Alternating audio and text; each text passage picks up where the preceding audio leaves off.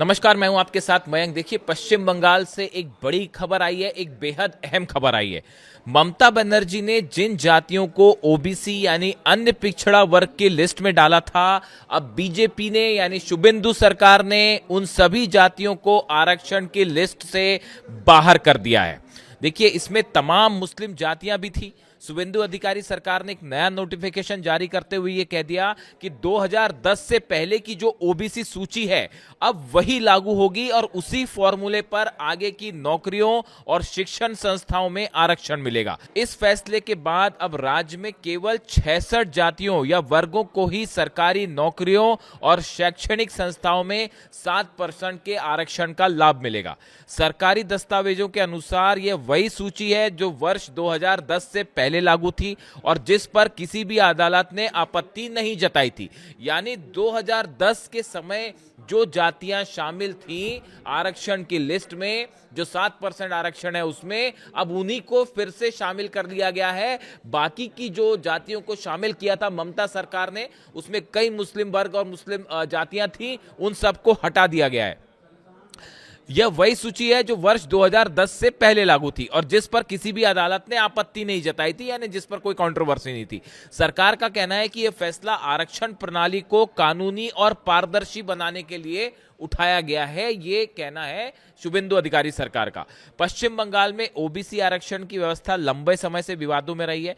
2010 से पहले राज्य में ओबीसी सूची अपेक्षाकृत सीमित थी और इसमें केवल कुछ निश्चित जातियां और समुदाय ही शामिल थे। उस समय अपनाया गया फॉर्मूला 3 प्रमुख आधारों पर काम करता था। कि कौन से आधार थे ये हम आपको बताने की कोशिश करते हैं। पहला, सामाजिक और शैक्षणिक पिछड़ापन, जो इसके आधार पर जो है जो ठोस डेटा था इसको लेकर इसके आधार पर एक आरक्षण हो रहा था। दूसरा, जातीय समुदाय का ऐतिहासिक रूप से पिछड़ा होना, ये दूसरा क्राइटेरिया था। और तीसरा, सूची में शामिल होने से पहले कानूनी और प्रशासनिक जांच की पुष्टि।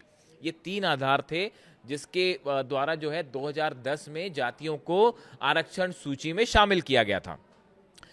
अब राज्य सरकार ने उसी पुराने ढांचे को फिर से लागू कर दिया है। इसका मतलब है कि केवल वही वर्ग पात्र होंगे जो 2010 से पहले वैध रूप से सूची में शामिल थे।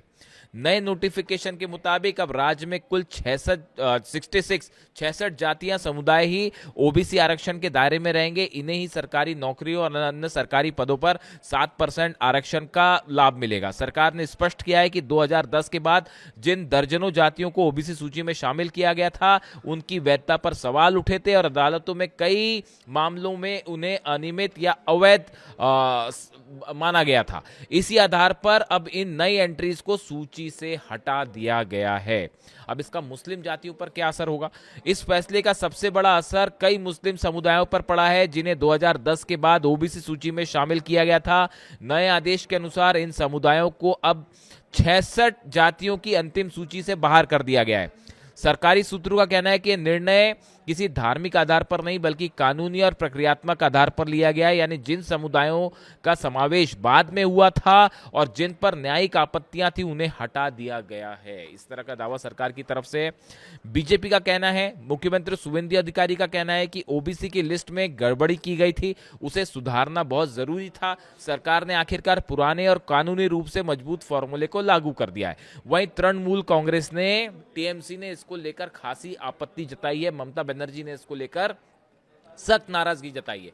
यानी इस फैसले के बाद एक बार फिर बंगाल की सियासत गर्म होती दिखाई दे रही है। अब आरक्षण को लेकर बंगाल में संग्राम छिड़ता दिखाई दे रहा है।